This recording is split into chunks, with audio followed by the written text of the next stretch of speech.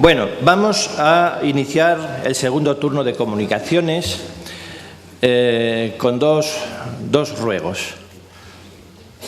Que estemos todos muy atentos y que los comunicantes estén muy atentos al reloj, por favor.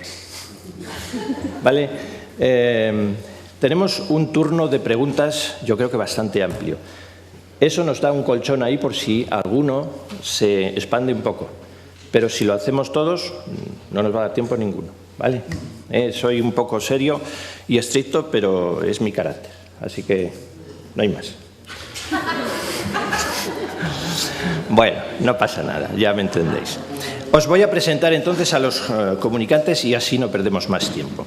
En primer lugar va a hablar María Nieves Alonso Gómez, que es la directora del CRA de las Cogotas, que trabaja codo con codo con Faustino del Bibliobús de Ávila. Después, Ever Ocaña nos hablará sobre la Bibliomoto Proyecto Futura que está desarrollando en Perú, en su país. A continuación, el estudio sobre la utilización de las redes sociales en los bibliobuses españoles, cuya autora es María Isabel Sánchez García, bibliotecaria en los bibliobuses de la Comunidad de Madrid y también gestora de las redes de SEDIC y de Aclevin.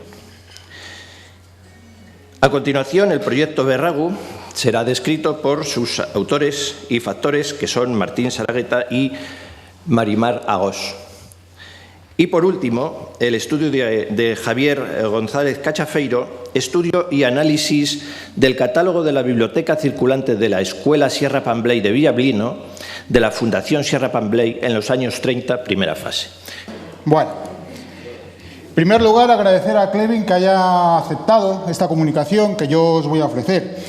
Si yo os digo, si leéis este título de aquí arriba, yo voy a intentar interactuar un poquito con vosotros también para que no os durmáis, ¿vale? ¿Cuántos os pensáis que os voy a soltar un rollo que os vais a marchar corriendo? 1, no, sin miedo, venga, que aquí no hay notas. 2, más, 3, 4, perfecto, venga. Bueno, pues efectivamente, os voy a soltar un rollo que os vais a dormir y vais a ir a comer, que hay típico de aquí, que es el cochinillo, no, aquí, el chuletón de Ávila.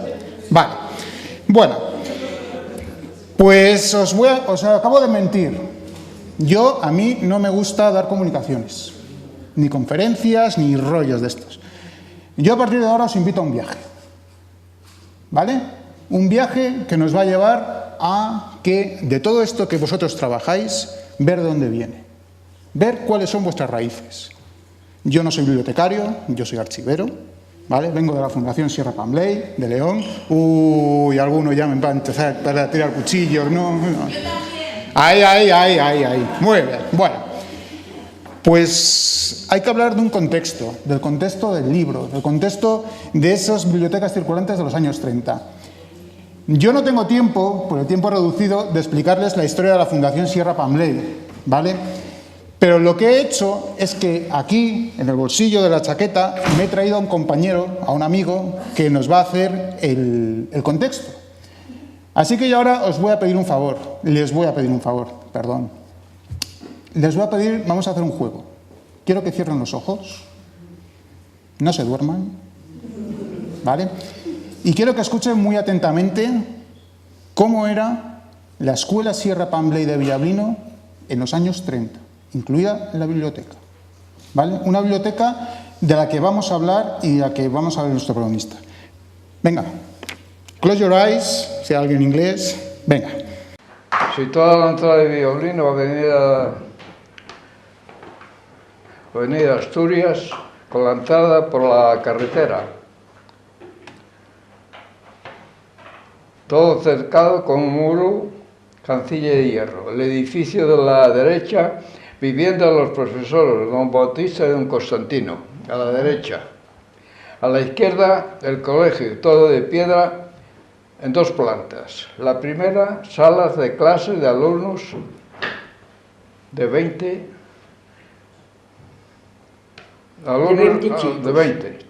y varios locales, calefacción de carbón.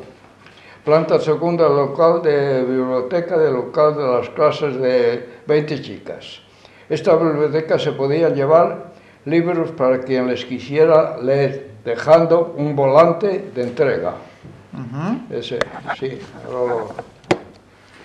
volante de entrega. Para entrar en el colegio se sufría un examen. Nosotros del pueblo juntos, no, pueblo fuimos 8, siendo aprobados con buenas notas. Estos exámenes fueron en septiembre de 1932. Las clases empezaron en 1933 a 36. Yo tenía el número 6. Teníamos el profesor de francés y varias asignaturas, don Bautista, a Calleja. Otro, don Constantino, de matemáticas, dibujo y varias más. Todo el material siendo gratuito. Exámenes varios al año. En octubre de 1934 fue la Revolución de Asturias. Siendo detenidos a don Bautista y don Constantino por ser de izquierdas y quedando sustituidos. O sea que estos los dejaron en la calle y los metieron a la cárcel. Bueno, sigue. El colegio se cerró varios meses y en 1935 se abrió con gente nueva, siendo maestros sin oposiciones, y fue un desastre. Sí, un desastre porque lo que teníamos salías con un bachiller. Los tuvimos 2 años, luego 1 año estos. Con los profesores primeros se hicieron varias excursiones, bien a Peñavina y varias visitas más. Lo cual luego se terminó todo. Si siguen los primeros, se saldría con bachiller. La preparación fue buena, pues varios compañeros, empleados de banca y empresas. Yo tuve un negocio. Esto que acabáis de escuchar es mi amigo Valeriano, al que luego os voy a presentar más adelante, y os voy a decir de dónde salió y cómo salió, ¿vale? Pero habéis oído que hablaba de préstamos en una biblioteca, que se llamaban las cosas para casa, ¿verdad? Bueno, pues el protagonista de esta comunicación es que cuando Valeriano nos contaba esto de los préstamos, etcétera, haciendo las funciones de inventariado en el archivo de la Fundación, localizamos esto. Era el catálogo de la biblioteca circulante de los que nos hablaba Valeriano. A partir de esto, pues aquí tenéis cómo hacían la catalogación, o bueno, el inventariado en este caso. Hicimos un trabajo de ver qué libros había en esa biblioteca llamada circulante. A esto sí que había que darle un contexto, ¿vale? Si os dais cuenta, por ejemplo, no le pudimos meter un OCR porque apuntaban a lápiz todo lo que eran los libros, ¿no? Y no le pudimos meter un sistema de OCR de reconocimiento de texto, ¿no? Por lo tanto, a esto tenemos que darle un contexto. ¿A cuánta gente llegaba a esta biblioteca? ¿No? ¿Por qué elegimos estos 3 ayuntamientos? Villablino, Cabrillanes y San Emiliano. Villablino es una localidad que está en León, en la zona de la Ciana, ¿no? en el Valle de la Ciana.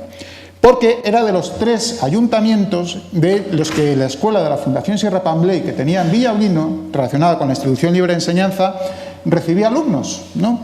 Es decir, tanto Villablino como Cabrillanes como San Emiliano tenían 11.000 habitantes en ese momento, los datos que nos da el censo de 1930, ¿vale? A partir de este censo nos daba otro dato, que era el índice de analfabetismo en España en ese momento, ¿no? Que era de varones del 19,5% y de mujeres del año 32%. Con estos datos, el gobierno de la Segunda República intentó poner ciertas medidas para paliar estos datos. ¿Cuál fue el principal y el más conocido? El que muchos de ustedes conocen y del de nace los bibliobuses que ustedes tienen ahora mismo y que llevan y que hacen ese trabajo tan importante y que yo tanto admiro además. Aquí tiene una foto de este proyecto de misiones pedagógicas del archivo que se conserva ahora mismo, si mal no me equivoco, en la Residencia de Estudiantes de Madrid. Estos 2 niños, ahora cuando van ustedes a los pueblos y les dan los libros y todas estas cosas, estos 2 niños por primera vez están viendo el cine. Estas son la imagen que, si ustedes extrapolan 80 años después, las caras más o menos son las mismas, ¿no? ¿Qué era el proyecto de misiones pedagógicas? Pues el proyecto de misiones pedagógicas se crea por decreto el año del 29 de mayo de 1931 y va a estar relacionado y presidido por Manuel Bartolomé Cosío, pedagogo riojano, fallecido en Madrid, que en ese momento también era presidente de la Fundación Sierra Pamblé en León. En León va a ser presidente desde el año 17 hasta su fallecimiento del año 35. Este va a ser en vida el último de los proyectos más importantes de Cosío, ¿no? ¿Pero en qué consistía este proyecto de misiones pedagógicas? Pues no hay nada mejor que irse al decreto y los primeros artículos dice lo siguiente: llevar a las gentes, con preferencia a las que habitan en localidades rurales, el aliento del progreso y los medios de participar en él, en sus estímulos morales y en los ejemplos del avance universal, de modo que los pueblos todos de España, aun los apartados, participen en las ventajas y goces nobles reservados hoy a los centros urbanos. En eso consistía el proyecto de misiones pedagógicas. Pero tenía varias fases, ¿no? Había museos, había música, etcétera. Lo más importante para nosotros era la coordinación del servicio de bibliotecas. Como usted conoce, que lo llevaba, en este caso, Luis Cernuda, poeta, Juan Vicens de la Llave, y una persona, pues, de sobra conocida por todos ustedes, que es María Moliner, ¿no? Ella fue la encargada también de realizar toda esa serie de bibliotecas circulantes, ¿no? Otras dos fases que hacían el Gobierno de la República hizo, bueno, pues el decreto de 7 de agosto de 1931, que es quizás para nosotros el más importante, ¿no?, que es la obligatoriedad para todas las escuelas primarias de contar con una biblioteca abierta y gratuita, tanto para el niño como para el adulto, en zonas rurales que carecían de biblioteca.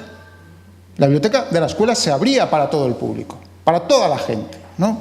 Y la Junta de Intercambio y Adquisición de Libros, que es por decreto del 29 de noviembre del 31 y se desarrolla el 13 de junio del 32, ¿no?, en el que dice que cualquier municipio español en cuyo término no exista biblioteca pública del Estado puede solicitar de la Junta de Intercambio y Adquisición de Libros para bibliotecas públicas la creación de una biblioteca municipal. Eso lo dice el artículo 1.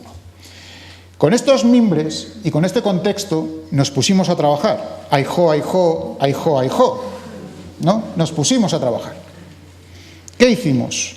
Pues en primer lugar lo que tuvimos que hacer fue volcar todos los libros que había en aquel catálogo en un programa que todos ustedes conocen, que tiene un icono verde, que es de la empresa Windows, de Microsoft, empieza por E y acaba por Cell y todas estas cosas. No lo he dicho yo.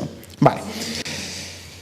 Ven que les dimos un número de control, el autor, lo que es el asiento lo cogimos de Biblioteca Nacional, el título y luego pues el tipo de materia, pues a través de un desplegable fuimos viendo qué tipo de libros nos encontrábamos ahí, porque no sabíamos lo que nos íbamos a encontrar. El primer paso fue que nos salió todo esto, 1203 registros, ¿no? El primer conclusión a la que llegamos, y quizá la más importante, pues la tipología de los documentos que nos encontramos. El 50% eran novelas y el 50% era del resto de materias.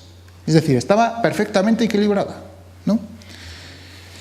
¿Qué tipo de novela? ¿Qué tipo de materias? Pues aquí lo pueden ver en esta nube de datos, hasta 31, si no recuerdo. 31 eran. Aquí tienen de todo, novelas, cuentos, etcétera. Pero de esto vamos a hablar un poquito más adelante.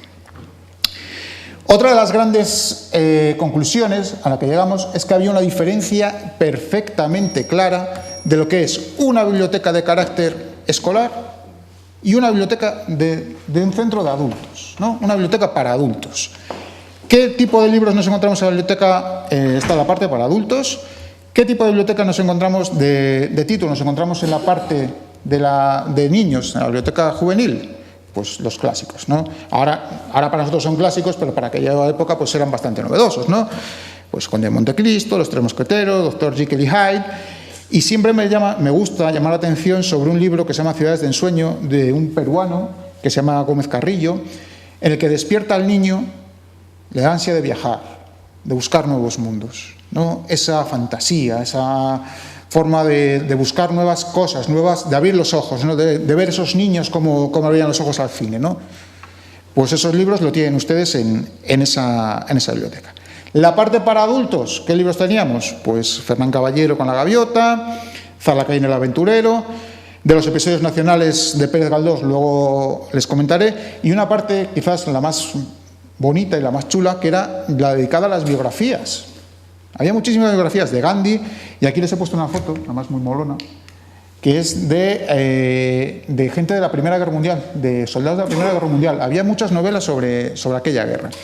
No nos vamos a engañar, y no les voy a engañar, si hablo también de que había mucha de carácter político, ¿vale? Karl Marx, Pablo Iglesias, Largo Caballero, etcétera, ¿vale? Sí que había la Constitución de la Segunda República y tal. O sea, estaba muy, muy estipulado. ¿Cómo eran las novelas? ¿Qué tipo de ediciones? Pues ediciones muy sencillas que a día de hoy parte de esas ediciones se conservan en la Fundación. Esta es nuestra biblioteca, esta es la Biblioteca Azcárate, ¿vale? La biblioteca de la Fundación, que ustedes pueden ir a visitar cuando vengan a León. No es que pueden, es que deben ir a visitar. Cuando vengan, estamos a los pies de la Catedral de León, además, así que pueden venir cuando ustedes quieran. Son ediciones muy sencillas, de muy fácil lectura, que tienen un objetivo muy claro: servir de puente entre lector y libro, ¿no? Hacer que sea muy bonito y muy tranquilo. Ven que tiene esta forma de L, que tiene como estas bibliotecas inglesas, ¿no? Yo cuando hago las visitas guiadas con los niños a la biblioteca siempre les digo, a que se da un rollo Hogwarts, a que mola.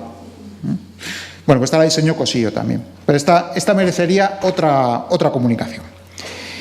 En cuanto al total de autores, pues que nos encontramos 493 autores en total. El más repetido, Benito Pérez Galdós, que eran 99 libros, los episodios nacionales. Luego estaba Pío Baroja, el primero internacional era William Shakespeare y la primera mujer era la gran Concepción Arenal, ¿no?